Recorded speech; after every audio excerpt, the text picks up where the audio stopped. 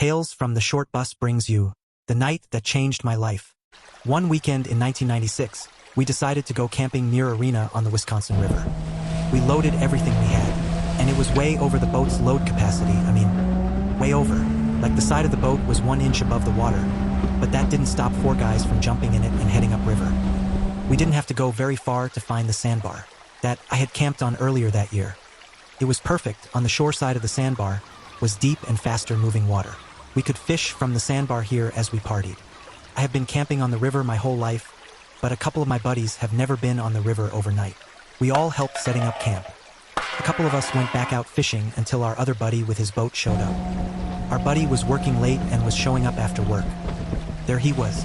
We could see him coming up river with his huge tri-hull boat that was meant for large lakes, not a shallow water river with ever-changing sandbar locations. Everyone is now at camp on the sandbar. All the tents have been set up. So we started playing catch with a football in the shallow water on the edge of the sandbar. After playing for a short while, I find myself under center taking the hike of the football. I look down and I say, "I can clearly see your nuts." My buddy playing center is only wearing skin-tight white spandex shorts. This is way before the gusset in Lululemons was a thing. Everyone else takes a look and all start laughing. We had a set time to pick up the girls from the boat ramp. There was 3 of them and our boat was too small and too slow. So we sent Captain Ron to go pick them up. As he drove away, we all could still see his nuts. When the girls got back to the camp, they all said that while waiting for us, they could see a boat coming to the ramp. They didn't know who was coming, but they could see the guy was standing with 1 leg up on the side of the boat. The first thing they saw was the guy's nuts. When he got close enough, they could see it was someone they knew, and they had to get in the boat to get to camp. We all sat around the fire, eating and drinking, telling stories. The sun was setting. We didn't know the girls were not staying the night, so Captain Ron had to give them a ride back to the ramp in the dark. 30 minutes later, it is just us guys again on the sandbar. The sun has set and it is starting to get dark. It is dark enough now that my buddy grabbed my 1,000,000-watt candle power spotlight we used for looking for deer at night. He is shining it everywhere. At the tents, at the trees, at the shoreline. 100 yards away on the other side of the river, you could see a very small lit-up area wherever the light went. He is now making the lightsaber noise from Star Wars. Into the sky the light goes. He started to turn it off and on like he was doing Morse code. I told him to knock it off. The battery only lasted for like 30 minutes and you are screwing around wasting it. He shuts it off. What seemed like 30 seconds passed and... What the hell is that? You guys, what is that? Seriously, what is that? This bright light. Bright. It has to be a helicopter with its spotlight on. You guys, what is that? I asked my other buddies, who were all looking up to the sky. It was to the northwest of where we are. It's moving towards us. Can't be more than 50 feet above the tree line. It breaks free of the trees and is over top of the water, only around 70 feet above the sandbar. Nobody is saying anything, we all just stood there looking up, in complete silence. Looking at the silent light that is hovering above us. You could look right at it. I lower my head and look at the other guys standing around the sandbar. The light is so bright I can see everything under the light. The table and chairs, the boat in the water.